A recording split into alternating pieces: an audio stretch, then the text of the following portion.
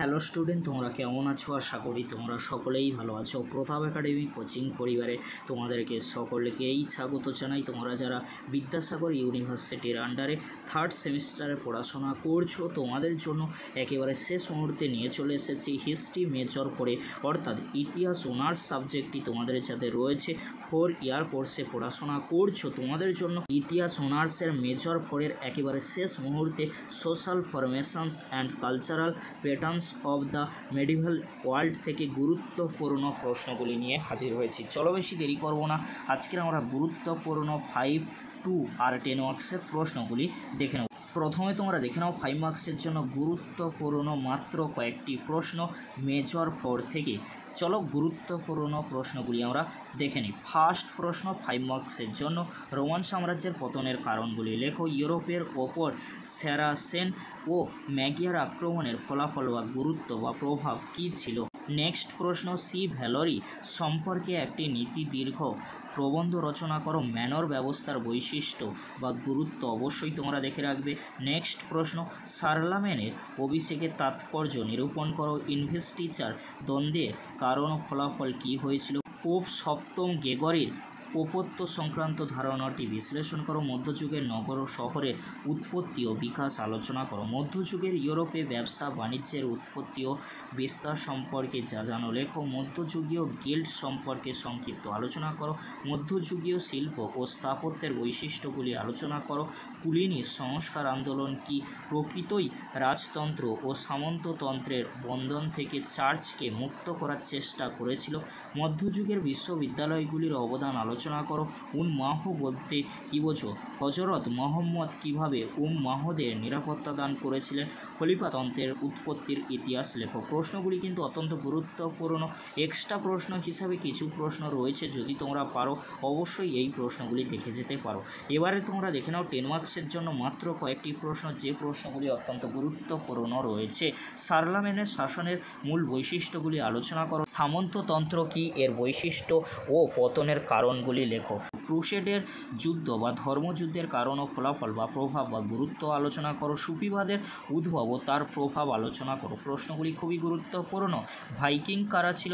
তারা কেন ইউরোপে আক্রমণ করেছিল, অর্থাৎ আক্রমণের কারণ কী ছিল? ক্যারোলিনজিয়ান সাম্রাজ্যের পতনের কারণগুলি লেখো। স্কুলম্যান কারা? মধ্যযুগে বিভিন্ন বিশ্ববিদ্যালয়ে এদের অবদান কী ছিল? পিরেন থিসিসের অন্তর্নিহিত বিষয়বস্তু বা এর সম্পর্কে টিকা তোমরা অবশ্যই দেখে রাখতে পারো। দ্বাদশ শতাব্দীর রেনেসাঁ বিষয়ে একটি প্রবন্ধ রচনা করো। প্রশ্নগুলি 10 মার্কসের জন্য খুবই গুরুত্বপূর্ণ। এবারে তোমরা দেখে নাও কিছু 2 মার্কসের গুরুত্বপূর্ণ প্রশ্ন, যে প্রশ্নগুলি অত্যন্ত গুরুত্বপূর্ণ। সামন্ততন্ত্র বলতে কী বোঝো? এর দুটি পতন ও বৈশিষ্ট্য লেখো।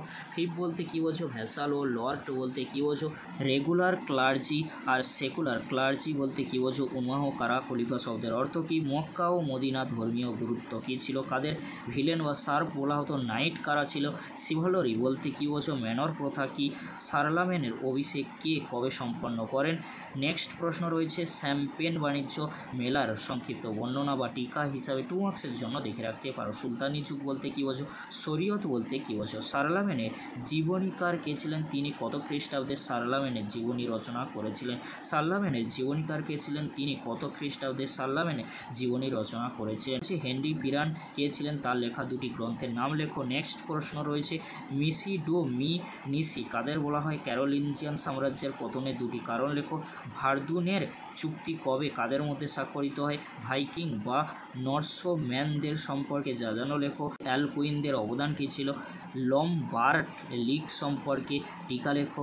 সারাসেন আর ম্যাগিয়ার কাদের বলা হয়? মধ্যযুগের ইউরোপে নগর গড়ে ওঠার দুটি কারণ ও বৈশিষ্ট্য লেখো। রাচিনবার্গি ও স্ক্যাবিনি কারা ছিলেন? দ্বাদশ শতকের নবজাগরণ বলতে কী বোঝো? চেঙ্গিস খাঁ ও তৈমুর লং কে ছিলেন? মঠবাদ কথাটির উৎপত্তি কোথা থেকে এসেছে? শার্লামেনের প্রাসাদ বিদ্যালয় সম্পর্কে যা জানো লেখো। বোলোগনা বিশ্ববিদ্যালয় সম্পর্কে টিকা লেখো। কনকর্ড্যাট অফ ওয়ার্মস বলতে কী বোঝো? সুফি কাদের বলা হয়? রোজার বেকন সম্পর্কে দেখে রাখবে। হিজরত বলতে কী বোঝো? হাদিস কি? বেসরা ও বাসরা বলতে কী বোঝো? খুবই গুরুত্বপূর্ণ প্রশ্ন, পরীক্ষায় কিন্তু আসতে পারে। মধ্যযুগের মধ্যে ইসলামিক ভূখণ্ডের 4টি নগরের নাম, নগরায়নের 2টি কারণ বা পতনের 2টি কারণ তোমরা দেখে রাখতে পারো। এই প্রশ্নগুলি তোমরা শেষ মুহূর্তে হিস্ট্রি মেজর ফোর অর্থাৎ তোমাদের যাদের ইতিহাস অনার্স সাবজেক্টটি রয়েছে, social formations and cultural patterns of the medieval world থেকে দেখে যাও, অবশ্যই তোমরা 100% পরীক্ষায় কমন পেয়ে যাবে। আজকের এতটুকু, পরবর্তীতে দেখা হচ্ছে একেবারে শেষ মুহূর্তের জন্য EC3 কম্পালসারি ইংলিশের লাস্ট ইউনিট সাজেশন ভিডিওতে। ভিডিওটি দেখার জন্য তোমাদেরকে অসংখ্য ধন্যবাদ।